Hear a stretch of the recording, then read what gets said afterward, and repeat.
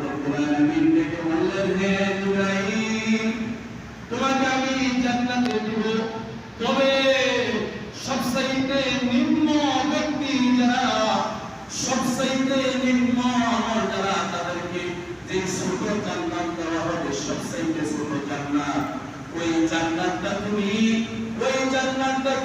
ঘুরে ঘুরে দেখবা, ওই জান্নাতটা তুমি ঘুরে ঘুরে দেখবা। আল্লাহ তাবারক তাআলা জিবরাইল আমিনকে ডেকে বলে, হে জিবরাইল আমিন, হে জিবরাইল আমিন, তুমি ওই জান্নাত তুমি ঘুরে ঘুরে শেষ করতে পারবা না। জিবরাইল আমিন বলতে লাগলেন, আর 600 টাকা, কয়শত টাকা? 600 টাকা। আওয়াজ করে বলে, কয়শত টাকা? 600 টাকা। আল্লাহ রাসূলের দরবারে 2টা টাকা দিয়ে এসেছে, আর ইউসুফ আলাইহিস সালাতু ওয়াস সালামের কাছে 2টা টাকা দিয়ে এসেছে। জান্নাত যে সবচেয়ে ছোট জান্নাত, ওই জান্নাতটা ঘুরে ঘুরে দেখবে। কিতাবের মধ্যে এসেছে 600 টাকা একসাথে যখন কুরআন পড়তে লাগলে, কিতাবের মধ্যে এসেছে 100 বছর নয়, 200 বছর নয়, 350 বছর সেই 600 টাকা দিয়ে জান্নাতে ঘুরে ঘুরে উনি কাহিল হয়ে গেলেন। ওই ফেরেশতা কাহিল হয়ে আল্লাহ তাবারক তাআলা দরবারে জিবরাইল আমিনকে বলেন, ও আল্লাহ,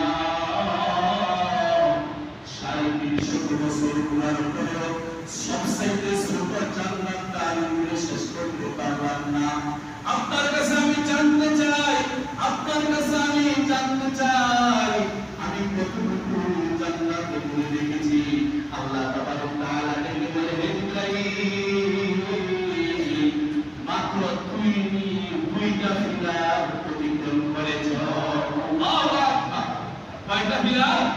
জান্নাতের সবচাইতে ছোট জান্নাতের পিলার 2টা পিলার অতিক্রম করেছ। কয়শত বছর?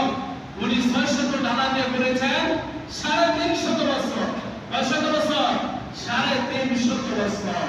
আমার বাবাজিরা, বন্ধুরা, তাহলে সবচাইতে ছোট জান্নাত জিবরাইল আমিন ঘুরে শেষ করতে পারে নাই। তাহলে জান্নাত কত বড়, জান্নাত কত বড়, কত বিশাল আকারের জান্নাত উম্মতি মুহাম্মদের জন্য রেখেছেন। জিবরাইল আমিন ডেকে বলেন,